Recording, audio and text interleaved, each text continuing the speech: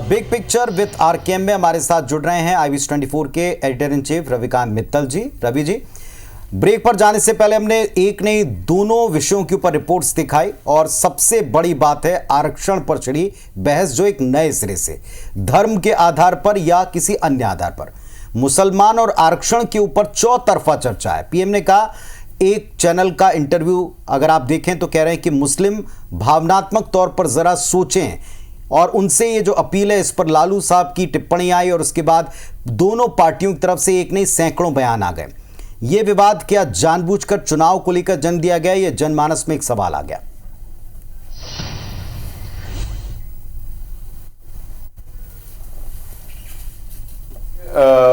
पुनीत, चुनाव है, मजबूरी है, इसलिए मुसलमान जरूरी है। देखिए, आज ये मुद्दा इसलिए फिर से वापस आया कि आज वोटिंग थी और जिन जगहों पर वोटिंग थी उसमें जो कई सीटें थी वो मुसलमान बहुल थी और सुबह से देखा गया कि उसमें मुसलमानों की लंबी लंबी लाइनें लगी हुई थी।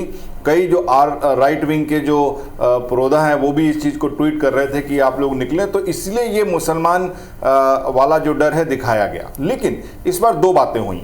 पहली बात तो जो चैनल को इंटरव्यू दिया नरेंद्र मोदी जी ने, उसमें उन्होंने खुलकर मुसलमानों के बारे में वो क्या सोच रखते हैं उसके बारे में बताया, जो कि बहुत गलत नहीं है। उन्होंने ये कहा कि वो चाहते हैं कि जो मुसलमान वोट बैंक और बंधुआ मजदूर जैसी जो सोच है उससे बाहर निकलना चाहिए। उनको अब ये नहीं सोचना चाहिए कि वो किसी को सत्ता में बिठा सकते हैं या गिरा सकते हैं। मतलब युग बदल चुका है, समय बदल चुका है।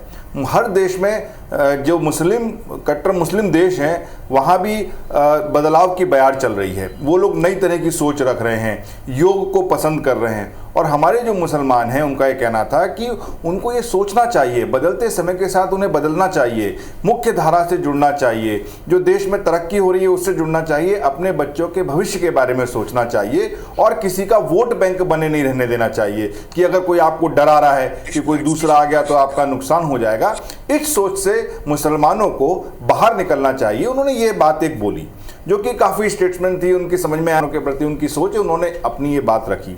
लेकिन अगले दिन ही, जब आज के दिन जैसे ही वो चुनाव प्रचार में कूदे, उन्होंने फिर वही डर दिखाना शुरू कर दिया कि देख लीजिए, इंडिया अलायंस अगर सरकार में आ गई तो सारा आरक्षण मुसलमानों को दे देगी, चाहे वो एससी का आरक्षण हो, एससी एसटी ओबीसी।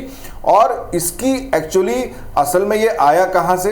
इसमें एक्चुअली चिंगारी बनी लालू यादव का वो बयान जिसमें उन्होंने कहा वोट देने के बाद निकलते हुए कि हम आरक्षण मुसलमानों को देना चाहिए और पूरा दे देना चाहिए। उस बात को उन्होंने पकड़ लिया और इस बात का डर दिखाना शुरू कर दिया, क्योंकि जैसा मैंने कहा कि आज वोटिंग थी और कई ऐसी सीटें थी जो कि मुस्लिम बहुल थी और वो काफ़ी संख्या में आकर वोट दे रहे थे।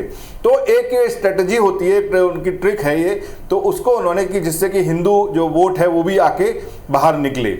और उसके बाद आपने देखा कि सोनिया गांधी का भी बयान आया कि नहीं, हम किसी की भेदभाव नहीं करते। और ये है, मेरा ये मानना है कि मैं हमेशा कहता हूं कि ये चुनाव इतना मुद्दाविहीन है कि आरक्षण जैसा मुद्दा एक मुख्य मुद्दा बन के निकल रहा है बार बार, जबकि अब इसमें ज्यादा कुछ हो नहीं सकता।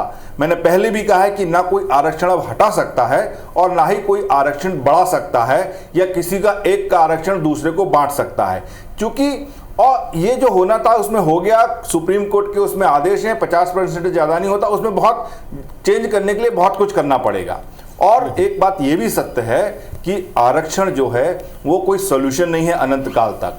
तो इस पे एक पॉजिटिव डिस्कशन होना चाहिए, ना कि एक दूसरे को डराने वाला।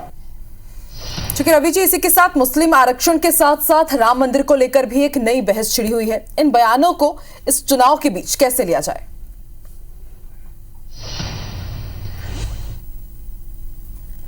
देखिए, ये मुझे लगा था कि ये मुद्दा ज़्यादा बड़ा बनेगा, लेकिन आज ये नहीं बना, आने वाले दिनों में बनने वाला है। आज तो चूंकि वोटिंग थी इसलिए मुसलमान वाला मुद्दा बड़ा बन गया।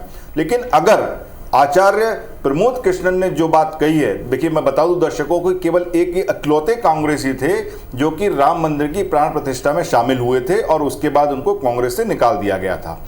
मेरा ये हमेशा से मानना है कि राम मंदिर को लेकर कांग्रेस शुरू से गलती करती चली आ रही है। और अब अगर जो आचार्य प्रमोद कृष्णन ने जो बात कही है, अगर ये सच है तो सही में ये सोच ठीक नहीं है। और उसके ऊपर राम गोपाल यादव का ये कह देना कि ये मंदिर वास्तु के हिसाब से नहीं बना, बेकार बना हुआ है, ये गलत बात है। क्योंकि मैं हमेशा से कहता हूं राजनीतिक तौर पर कि राम मंदिर की जो पिच है वो बीजेपी के लिए बहुत मजबूत पिच है, उस पर और किसी को आके नहीं खेलना चाहिए। अगर आप उस पर आकर खेलोगे तो आप मुंह की खाओगे, क्योंकि हिंदू राम मंदिर को मान चुका है, जान चुका है, एक ये सत्य है और स्थापित है। अब ये बदल नहीं सकता, चाहे कोई कैसी भी सोच रखे। अगर आप इंडिया अलायंस की भी सरकार आ जाए, राहुल गांधी की भी सरकार आ जाए, अब उनकी भी हिम्मत नहीं होगी कि वो राम मंदिर के फैसले को बदल सकें या राम मंदिर को वहां से हटा सकें या उसका डिजाइन बदल सकें, क्योंकि अब ये सत्य है और सनातन है। तो इस पिच पर तो विपक्षियों को बिल्कुल खेलना ही नहीं चाहिए। अरे भाई बहुत मुद्दे हैं, जनता से जुड़े मुद्दे हैं। आपने पहले महंगाई का उठाया, बेरोजगारी का मुद्दा उठाया, इन सब पे बात करिए जो जनता से जुड़े हैं। ये मुद्दे क्यों करना जिनका कोई अब लेना देना नहीं, जिनको बदला नहीं जा सकता। और आरक्षण और मंदिर दोनों मुद्दे ऐसे मैं मानता हूं जिन पे कि अब फालतू की राजनीति हो रही है, केवल वोट बैंक की राजनीति हो रही है, इससे निकलना कुछ नहीं है। तो वाकई एक बड़ी बात आपने की कि किसी की पिच पे अगर आप खेलने जाएंगे तो फिर पिटने के लिए भी आप तैयार रहें, और ऐसा दिन भर तो हमने होते देखा है। लेकिन क्या ये आगे और तूल पकड़ता है और बड़ा मुद्दा बनता, अगले 4 चरणों तक गूंजता है, ये देखेंगे। फिलहाल बहुत बहुत शुक्रिया रवि जी आपका इस आज के जो बड़े अहम विषय थे इस पर चर्चा के लिए।